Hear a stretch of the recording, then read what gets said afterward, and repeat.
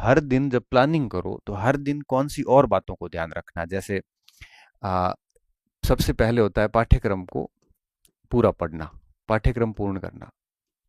Limited सामग्री से आपने पाठ्यक्रम पूर्ण किया, आपके दिन का हिस्से में कम से कम पाठ्यक्रम पूर्ण करना ये तो होना ही चाहिए। अब जैसे सुबह उठे, 5-6 घंटे आपने बढ़िया से सिलेबस पढ़ा, अब एटलीस्ट दिन में 1-2 घंटे प्रैक्टिस होनी होनी चाहिए। हर दिन पाठ्यक्रम पढ़ने के साथ साथ 1-2 घंटे, एटलीस्ट 1-2 घंटे प्रैक्टिस होनी चाहिए। इस हेतु आपको क्या करना है, पीवाई क्यूज ले आओ, बहुत सारे प्रीवियस ईयर्स क्वेश्चंस जितने भी आते हैं मार्केट से ले आओ। और हर दिन एटलीस्ट 1-2 घंटे आपको क्या करना है, एक एक प्रश्न लिया और उसके ऊपर एनालिसिस करना है। देखो, सॉल्व नहीं करना, एनालिसिस। एनालिसिस का मतलब क्या होता है? एनालिसिस का मतलब होता है कि जैसे प्रश्न आपने पढ़ा, प्रश्न पढ़ने के बाद पहले ऑप्शन मत देखो, आप खुद से आंसर निकालने की कोशिश करो कि इसका उत्तर क्या है। उत्तर निकाला, नहीं निकल रहा है, फिर ऑप्शन देखो। ऑप्शन देखने के बाद दूसरे ऑप्शन पे भी सोचो कि ए क्यों नहीं हो सकता, बी क्यों नहीं हो सकता, सी क्यों है, डी क्यों नहीं हो सकता। इस तरह से चारों विकल्प पे थोड़ा थोड़ा पूरा दिमाग लगाओ आप। तो आप 1-2 घंटे में मुश्किल से 30-40 प्रश्नों को बढ़िया से सॉल्व कर पाएंगे। और एटलीस्ट हर दिन आप में इतना होना चाहिए, क्योंकि जितने अधिक प्रश्नों को आप एनालिसिस करोगे, इससे एक तो आप मैच्योर हो जाओगे, परिपक्वता जैसे अपन कह सकते हैं। आपको पता लगने लग जाएगा कि प्रश्न कैसे आते हैं, प्रश्नों की भाषा को कैसे समझना है, प्रश्नों का उत्तर कैसे निकालना है। आपको समझ में आ जाएगा कि प्रश्न को अटेंड कैसे करना है, कौन से प्रश्न छोड़ने योग्य होते हैं, किस विषय वस्तु से किस जगह जाके आपको पढ़ना है ताकि प्रश्नों का उत्तर अच्छे से निकल सके। आप जितने अधिक एनालिसिस करोगे उतना आप कंटेंट को ठीक से डाइजेस्ट कर पाओगे कि कौन सी विषय वस्तु अपने पढ़ने योग्य है और कौन सी विषय वस्तु छोड़ने योग्य है। जितना अधिक एनालिसिस होगा उतना ही आपको अपनी पाठ्य वस्तु के ऊपर या जो आपके पास में आपकी जो सामग्री है उस पर आपका भरोसा बढ़ता जाएगा। इसलिए कहते हैं कि बहुत जरूरी होता है एनालिसिस करना, और डेली 1-2 घंटे। मैं तो कहता हूँ टेस्ट सीरीज इतनी जरूरी नहीं है जितना पुराने प्रश्न जो है। पुराने प्रश्न का तात्पर्य ये नहीं है कि फर्स्ट ग्रेड की तैयारी करें तो केवल फर्स्ट ग्रेड के। अरे, पुराने प्रश्न का तात्पर्य है जैसे आप सब्जेक्ट की तैयारी कर रहे हैं तो उस सब्जेक्ट के जितने भी पेपर है, चाहे यूपी ने लिया हो, चाहे मध्य प्रदेश ने लिया हो, चाहे यूजीसी ने लिया हो, सारे पेपर्स लाइए और उनका एनालिसिस करिए। एटलीस्ट दिन में 1-2 घंटे तो ये काम करना ही चाहिए। जितना ज़्यादा एनालिसिस होगा उतनी आप में मैच्योरिटी आएगी, उतनी आपकी एक्यूरेसी बढ़िया आएगी, और यही आपको समझदार बनाएगा। बाकी आप मूर्खों की तरह अगर पूरे दिन नोट्स या किताब में पढ़ ही रहे हो, उसकी अगर एनालिसिस प्रैक्टिस नहीं कर रहे हो, तो ये वो बात हो जाएगी कि गाड़ी के सारे नियम आपको आते हैं चलाने के, लेकिन आप ड्राइवर नहीं बन पाओगे। ड्राइवर तभी बन पाओगे जब आप सीट पे बैठ के उसकी प्रैक्टिस करोगे, एनालिसिस करोगे, तब जाके आप ड्राइवर बन पाओगे। स्विमिंग के नियम मुझे सब पता है, लेकिन मुझे स्विमिंग नहीं आती। क्यों नहीं आती? क्योंकि उसकी प्रैक्टिस नहीं है। इंग्लिश की ग्रामर के रूल्स हमें पता होते हैं, लेकिन हम इंग्लिश नहीं बोल सकते क्योंकि हमारी वो प्रैक्टिस नहीं है। वो सेम बात यहाँ पे भी लागू होती है। अब क्रिकेट के नियम पता होने से आप अच्छे क्रिकेटर नहीं हो सकते। उसी भांति अगर आपको अच्छा करना है एग्जाम हॉल में, तो पढ़ने के साथ साथ में प्रैक्टिस करना बहुत जरूरी है। और प्रैक्टिस पीवाई क्यूज कीजिए, जितने भी पीवाई क्यूज मार्केट में आते हैं आपने रूम में रखिए, और जैसे ही टॉपिक पूरा हुआ आप ये काम दिन में, मैंने कहा दिन में 3 चीजें जरूरी है। एक तो ये पाठ्यक्रम पूर्ण करिए, आप अपने रणनीति से चलिए कि भाई 2 घंटे ये पढ़ रहे हैं, 3 घंटे वो पढ़ रहे हैं, वो ठीक है, चल रहा है। मेजोरिटी ऑफ टाइम इसको दे दो, 5-6 घंटे दे दिए, बट 1-2 घंटे आपको पीवाई क्यू को देने हैं। अब आप मुझे कहोगे कि सर पीवाई क्यूज हम कर लेंगे, हम सर एनालिसिस भी कर लेंगे और हम ये सब चीजें कर लेंगे, लेकिन कौन सा पीवाई क्यूज करें? जिस सुबह जैसे आपने इतिहास पढ़ा है, इतिहास में आपने जैसे मिडाइवल पढ़ा है, तो शाम को एनालिसिस मिडाइवल का ही करे या किसका करे? तो मेरी रणनीति ये रहा करती थी, जैसे मान लो कि जनवरी है, जैसे मान लो, ठीक है, और जनवरी में जैसे मैंने आधुनिक भारत और विश्व इतिहास पढ़ा, और फरवरी आया, फरवरी में जैसे मैंने मध्यकाल शुरू किया, मान लेते हैं, तो मैं फरवरी के अंदर जो एनालिसिस करूंगा वो करूंगा आधुनिक भारत और विश्व का। क्यों? क्योंकि मेरे वो पूरा पढ़ा हुआ है और मैं पूरी फरवरी उसका एनालिसिस करता रहूंगा। इससे क्या होगा, इससे ये होगा कि फरवरी में मध्यकाल और एक और पार्ट ले लो, राजस्थान का ले लो, इसका तो मेरा पाठ्यक्रम पूरा हो जाएगा, और साथ साथ में जनवरी का पढ़े हुए का पूरा एनालिसिस होता रहेगा। और अब ये एनालिसिस करोगे तो इसका रिवीजन अपने आप साथ में होता जाता है। फिर जब मैं मार्च में दो नए पोर्शन लूंगा तो जनवरी और फरवरी का फिर मैं फरवरी के रिवीजन और एनालिसिस पे बल दूंगा। इससे क्या होता है कि आप एनालिसिस प्रश्नों का जब करते हो तो जो आप पूरा पोर्शन पढ़ चुके हैं, जो छोड़ चुके हैं, जैसे मान लो कि पॉलिटिकल साइंस, जैसे कोई आरएस की तैयारी कर रहा है, अब जैसे वो, जैसे अभी अक्टूबर का महीना चल रहा है, अक्टूबर में वो भूगोल और इकोनॉमिक्स पढ़ रहा है, सितंबर में मान लो उसने पॉलिटिकल साइंस पढ़ के छोड़ दिया, तो अक्टूबर में जरूरत इस बात की रहती है कि अक्टूबर के अंदर वो पॉलिटिकल साइंस का एनालिसिस करे, प्रश्नों को मिलाए। इससे क्या होगा कि दो सब्जेक्ट का पाठ्यक्रम चल रहा है और साथ में पीवाई क्यू पुराने वाले के चल रहे हैं, तो इससे क्या होगा कि साथ में बने रहोगे आप। तो इस हिसाब से कोशिश करनी चाहिए। और अगर कोई स्टूडेंट मैं कह रहा हूं कि 10 बार सिलेबस पाठ्यक्रम पढ़ ले और उसने अगर पीवाई क्यूज नहीं की और उनका अगर एनालिसिस नहीं किया है, तो बहुत संभावनाएं हैं कि वो परीक्षा हॉल के अंदर गलतियां करके फेल होगा।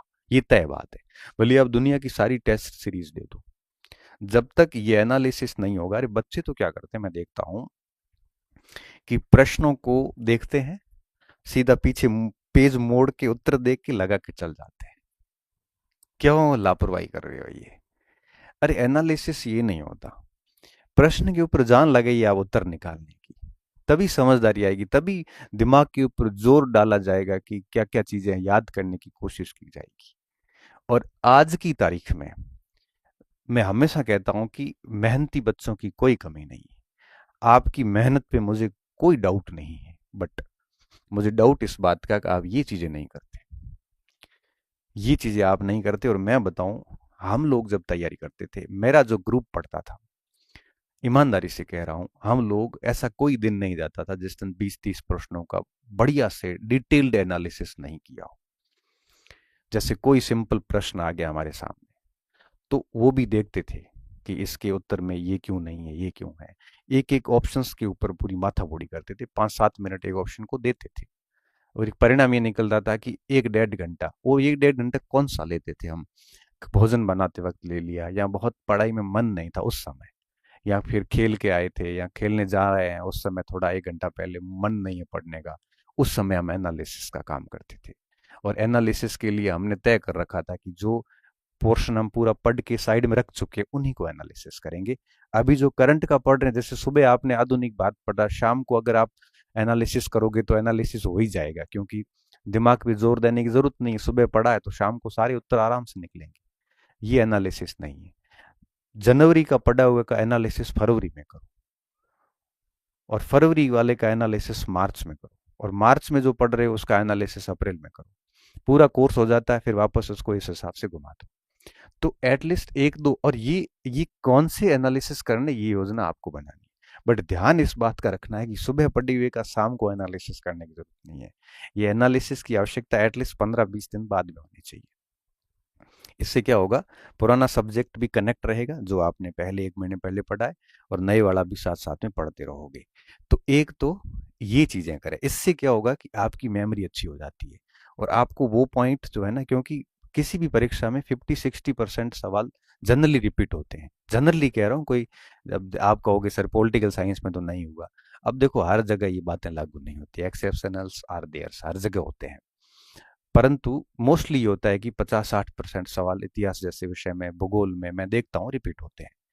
अब आप अगर इनका इतना बढ़िया एनालिसिस करोगे ना, तो किसी भी विषय की जो मेन मेन पॉइंट्स होते हैं वो कंठस्थ हो जाते हैं, और मेन पॉइंट कंठस्थ हो जाते हैं तो उसके बाद कुछ बिंदु ही आपको याद करने पड़ते हैं, तो परीक्षाओं को आप बहुत अच्छे से कर सकते हो।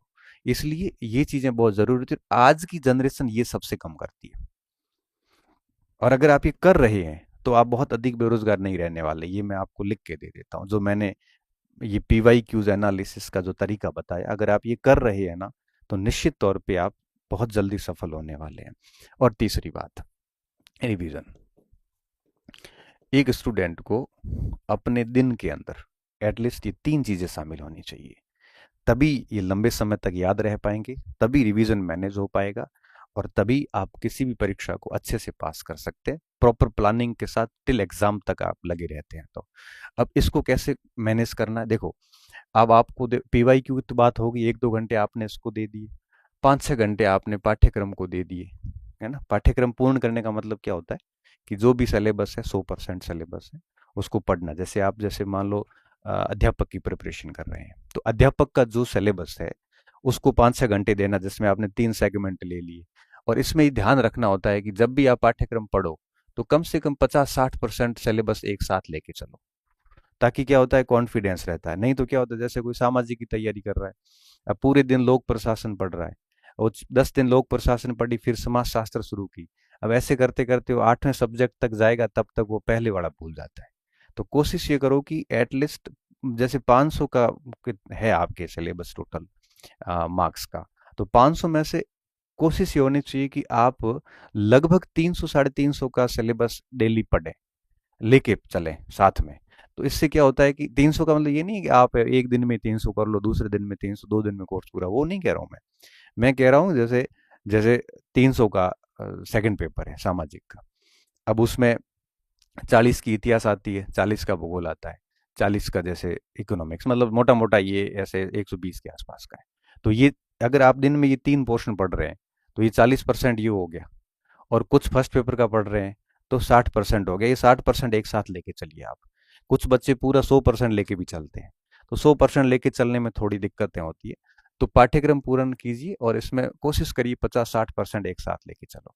ऐसा नहीं हो 10-20% लेके पूरा महीना पढ़ो, फिर वो बहुत गलत प्लानिंग हो जाती है। 1-2 घंटे एनालिसिस कर लो। अब बात आती है रिवीजन की। अब रिवीजन किस समय करें, क्योंकि 6-7 घंटे पाठ्यक्रम पूर्ण करने में चले जाते हैं, 1-2 घंटे इधर चले जाते हैं, तो व्यक्ति में 8-10 घंटे क्वालिटी टाइम पढ़ाई होती है, इससे अधिक वैसे होती नहीं है। और इससे अधिक कोई बैठता है तो वो कोई या तो यूनिक हो सकता है या दिखावा कर रहा होता है। बाकी जनरली 10 घंटे से अधिक पढ़ाई मैंने मेरे से तो कभी हुई नहीं, और मैंने किसी को करते हुए मेरे किसी साथियों को मैंने देखा नहीं। और फिर भी कोई कर रहा है तो फिर कोई ऐसा अपवाद हो सकता है, बाकी दिमाग की क्षमता है ना, वो 8-10 घंटे की है। तो इससे अधिक फिर वो ठीक है, बैठे रहो बल्ली बड़ी, याद होता नहीं है इतना, मैंने नोटिस किया है। अब आप मुझे कहोगे सर ये 2 चीजें तो हमने बढ़िया से कर ली, फिर रिवीजन हम कब करें, टाइम ही नहीं मिलता। तो रिवीजन के लिए 2-3 ऑप्शन है हमारे पास में। हम क्या कर सकते हैं, जैसे सोमवार मंगल बुध गुरु शुक्र ऐसे पढ़ लिया बढ़िया, शनि रवि 2 दिन बढ़िया रिवीजन कर लिया कि पीछे 4 दिन क्या पढ़ा था।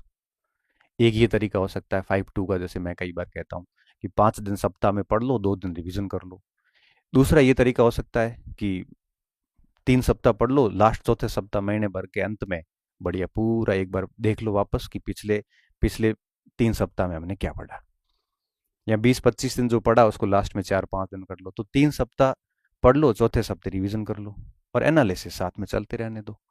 ये किया जा सकता है। और डेली रिवीजन का कोई मतलब आप सुबह पढ़ो शाम को रिवीजन करो, ये तो फिर मूर्खता है, कोई मतलब नहीं है। हाँ ये है कि 5 दिन वीक में पढ़ लिए, 2 दिन रिवीजन कर लिया इन 5 दिनों का। या फिर ऐसे कर लो 21 दिन जो पढ़ा लास्ट, या 21-22 जो भी 3 सप्ताह पढ़ा, वो लास्ट चौथे सप्ताह में उसका पूरा रिवीजन कर लो। तो इससे क्या होता है कि सारे कंटेंट जो है ना वो बेसिकली आपके घूमते जाएंगे। कोशिश ये करनी है कि कोई भी विषय वस्तु ज़्यादा से ज़्यादा 1-1.5 महीने से अधिक बिना रिवीजन की ना रहे, लगभग नज़रों के सामने एक बार आ जाए। हालांकि शुरुआत में ये दिक्कत आती है जब अपन नया नया पाठ्यक्रम पढ़ रहे होते हैं, लेकिन 1-2 बार कोर्स पढ़ने के बाद में ये समस्या फिर नहीं आती, फिर आपको 1-1.5 महीने के अंदर लगभग लगभग सारी चीज़ें जो है वो कवर हो जाती है। तो इन चीज़ों का स्पेशली ध्यान रखें।